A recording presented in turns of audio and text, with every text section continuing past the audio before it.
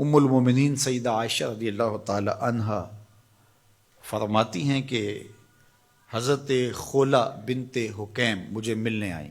یہ بڑی خوبصورت وجیع الشکل خاتون تھیں اور بہت نفیس طبیعت کی مالکہ تھیں اور خوشبو بہت اچھی لگاتی تھیں اور خوش لباس تھیں، لیکن جب وہ مجھ سے ملیں تو ان کے کپڑے میلے کچیلے تھے، تو مجھے حیرت ہوئی۔ تو میں نے کہا کہ یہ کیا میں دیکھ رہی ہوں؟ تو اس خاتون نے کہا کہ حضرت عبداللہ ابن رواحہ اور میرے شوہر عثمان بن مظعون رضی اللہ تعالیٰ عنہ اور دیگر کچھ اصحاب نے اپنی راتوں کو عبادت کے لیے مخصوص کر لیا ہے، اور دن کو وہ کثرت کے ساتھ روزے رکھتے ہیں اور گوشت نہیں کھاتے۔ تو میں بھی پھر ذرا اپنے آپ کو اس طرح سے آراستہ نہیں رکھتی کہ ان کا جو ذوق عبادت ہے اس میں میرا لباس مخل نہ ہو اور ان کی توجہ میری طرف مبذول نہ ہو۔ ان کا ایک شوق ہے تو اس شوق میں لگے رہیں۔ ام المومنین نے ان کے جانے کے بعد یہ بات حضور علیہ السلام کو بتائی کہ خولہ آئی تھیں اور انہوں نے یہ کہانی سنائی ہے۔ اسی وقت حضور ان صحابہ کے لیے نکلے، وہ جہاں بیٹھے تھے حضور وہاں جا پہنچے، اور حضور اتنی جلدی میں تھے کہ حضور نے اپنے جوتے بائیں ہاتھ کی شہادت والی انگلی میں پکڑ لیے، اور حضور وہاں جب پہنچے تو فرمایا تمہارا کیا معاملہ ہے؟ تو انہوں نے کہا جی ہم رات قیام کرتے ہیں، دن کو روزے سے ہوتے ہیں، گوشت نہیں کھاتے، اس میں ہم خیر کے طالب ہیں۔ تو آقا کریم علیہ السلام نے ارشاد فرمایا کہ تم رات کو قیام بھی کیا کرو اور رات کو سویا بھی کرو، روزہ بھی رکھا کرو اور افطار بھی کیا کرو، کسی دن رکھ لیا کسی دن چھوڑ دیا، اور اسی طرح جو کھانے پینے کے معاملات تھے تو اس میں بھی حضور نے ہدایت فرمائی۔ فرمایا کہ میرے رب نے مجھے سہل دین دیا ہے، یہ آسان دین ہے، یہ مشکل نہیں ہے۔ تو حضور نے فوراً جا کے اس چیز کی، اس امر کی تردید کی کہ یہ کوئی بات نہیں ہے کہ تم اپنے آپ کو مشقت میں ڈالو۔ حضرت عثمان بن مظعون رضی اللہ تعالیٰ عنہ نے حضور سے اجازت طلب بھی کی، دوسرا موقع تھا، چونکہ یہ بہت ہی زہد کا مزاج رکھنے والے صحابی تھے۔ ویسے صحابہ میں غالباً 13واں یا 14واں نمبر ہے ان کا اسلام لانے کا۔ ہجرت حبشہ بھی انہوں نے کی ہے، حضور کے رضائی بھائی بھی لگتے ہیں۔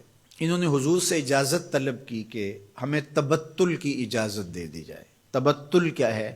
کہ سب سے کٹ کے اللہ کے ہو جائیں، اور یہ جز وقتی تبتل اختیار کرنا، اس کی ہمیں تلقین کی گئی ہے۔ وَتَبَتَّلْ إِلَيْهِ تَبْتِيلًا۔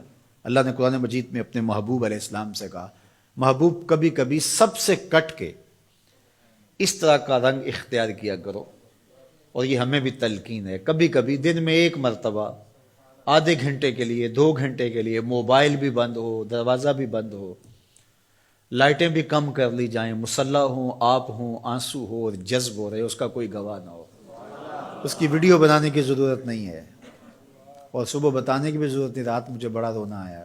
بالکل تبتل کا مطلب بس اسی کی ہو جاؤ۔ غار حرا کی خلوتیں تبتل ہیں، اعتکاف کے ایام تبتل ہیں، سحری کے لمحات کے اندر بیٹھ کر کے اپنے آپ کو سب سے کاٹ کے اس کے ساتھ وابستہ کر دینا، یہ تبتل ہے۔ یہ تو ہونا چاہیے، لیکن یہ تبتل کلیتاً کہ مکمل تبتل اختیار کر لیا جائے رہبانیت کی طرح، تو اس کی نفی کی گئی۔ لا رہبانیت فی الاسلام۔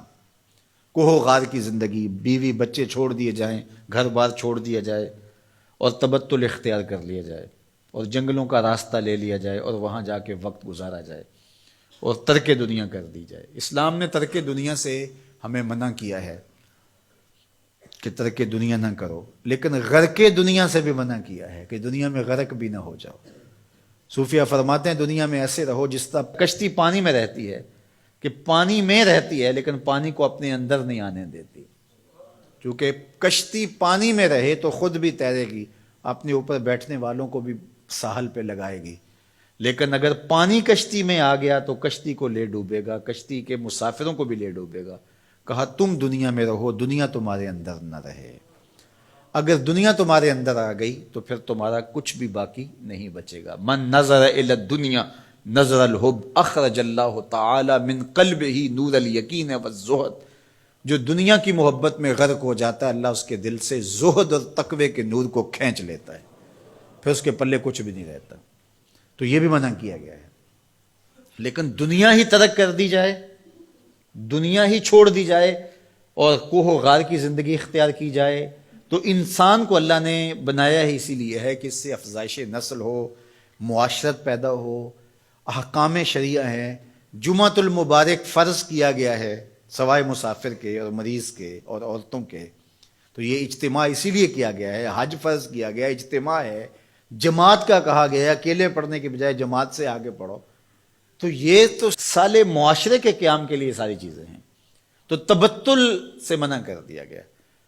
اور صحیح بخاری میں ہے کہ فرماتے ہیں اگر ہمیں حضور تبتل کی اجازت دے دیتے، صحابی فرماتے ہیں لختصینا، تو ہم اپنی مردانہ طاقتیں ختم کر لیتے اور ہم بالکل کٹ جاتے دنیا سے، لیکن حضور نے اس کی اجازت تبتل کی نہیں دی ہے۔